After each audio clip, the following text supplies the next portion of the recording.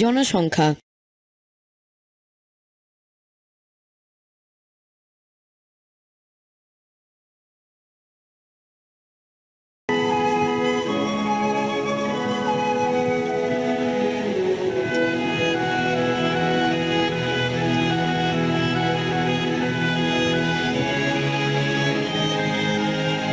জনসংখ্যার সমস্যার সমাধান। এই অধ্যায়ে উল্লেখিত সমস্যার সমাধানে আমাদের যেসব সম্মিলিত কৌশল অবলম্বন করা প্রয়োজন সেগুলো হলো: খাদ্যের উৎপাদন বাড়াতে হবে। বাসস্থান, গৃহ নির্মাণে সরকারি সাহায্য বাড়াতে হবে। পরিবেশ দূষণ রোধ করতে হবে যাতে মানুষের জীবনযাপনের মান বৃদ্ধি পায়।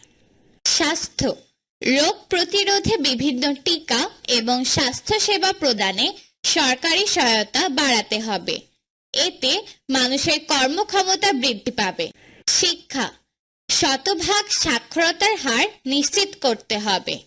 শিক্ষার মান বৃদ্ধির জন্য প্রয়োজনীয় পদক্ষেপ গ্রহণ করতে হবে। দক্ষতার উন্নয়ন, দক্ষ জনশক্তি গড়ে তোলার জন্য কারিগরি শিক্ষার উন্নয়ন করতে হবে। বাণিজ্যিক ভারসাম্য, আমদানির তুলনায় রপ্তানির পরিমাণ বৃদ্ধি করতে হবে।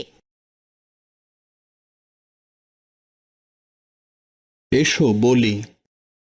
পাশের পৃষ্ঠায় উল্লেখিত বিষয়গুলোর উপর শ্রেণীতে একটি বিতর্ক প্রতিযোগিতার আয়োজন করো। বিতর্কে প্রতিটি দল একটি বিষয়ের পক্ষে যুক্তি উপস্থাপন করবে। প্রতিটি দলই উল্লেখ করবে কেন সরকার তাদের দলের বিষয়টিকেই সর্বোচ্চ অগ্রাধিকার দেবে। সবার যুক্তি উপস্থাপন শেষ হলে শ্রেণীতে সবাই ভোট দিবে ও যে কোনো একটি দলকে বিজয়ী নির্বাচন করবে। এসো লিখি। পাশের পৃষ্ঠায় উল্লেখিত সমাধানের একটি উপায় নির্ধারণ করো। কেন এটিকে সরকারের সর্বোচ্চ অগ্রাধিকার দেওয়া উচিত তা লেখো। আরও কিছু করি। তোমাদের বিদ্যালয়ের প্রাক্তন শিক্ষার্থীরা কে কি করছে সে সম্পর্কে তথ্য খুঁজে বের করো। তাদের মধ্যে কতজন 1. কৃষিকাজ করছে, 2.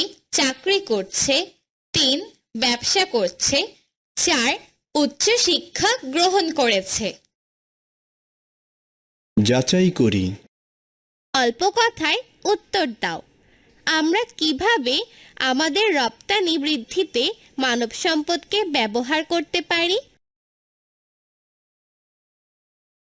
শূন্যস্থান পূরণ করো।